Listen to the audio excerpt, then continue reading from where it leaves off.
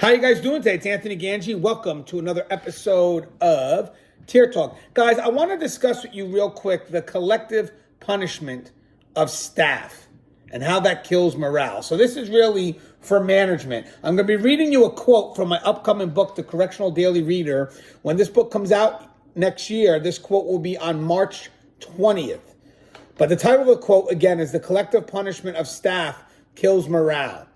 Correctional management, in their efforts to correct a low-performing staff member, have to be careful of implementing broad policies that limit personal accountability and instead collectively punishes the whole team, both the low performers and the high performers. Sad to say, there are many high-performing correctional staff who have suffered through a generalized policy that was on the back end of an individualized failure.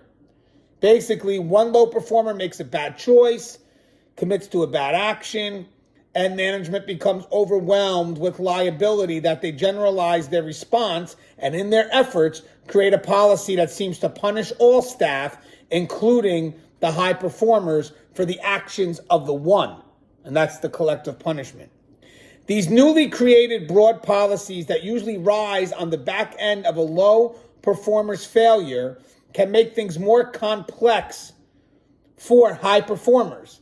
Things like micromanaging. They also can take away essential resources or tools.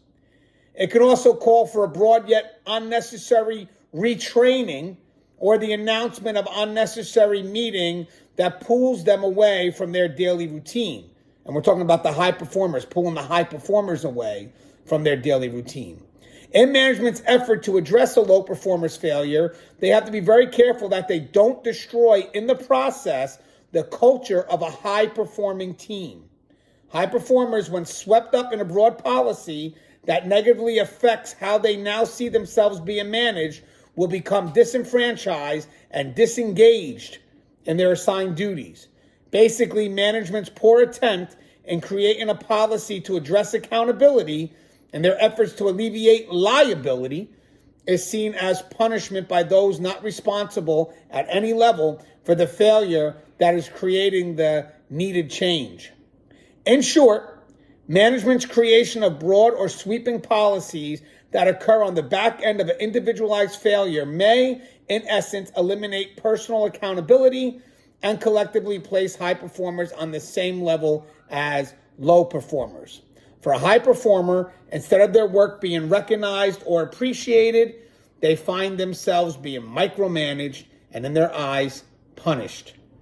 Therefore, management, in their efforts to address an issue or concern, should take their time and look for measures that hold accountability for the individuals involved without destroying the morale of the whole team. Basically, management has to be very careful when addressing an individualized low performer's concern that in the process, they don't create a broad and unneeded policy that now destroys a great team culture. Now, that's from me. I do have a quote on the bottom of this that comes from Joe Eakins. He's a lieutenant from the Indiana Department of Corrections, and he states, one of the worst things management can do is rule by blanket email. If there is an issue with a staff member or shift, the management should address them directly. Management should never lower the morale of all because of the few. I love it. But I love your thoughts on this, guys. I'm not a real big fan of collective punishment, making these broad policies that wind up sweeping up the high performers as well. And I just love your thoughts. As always, guys, the show is Tier Talk. If you haven't, please subscribe, interact, engage, comment, hit that bell. Bell's going to notify you every time I post a video. Stay safe.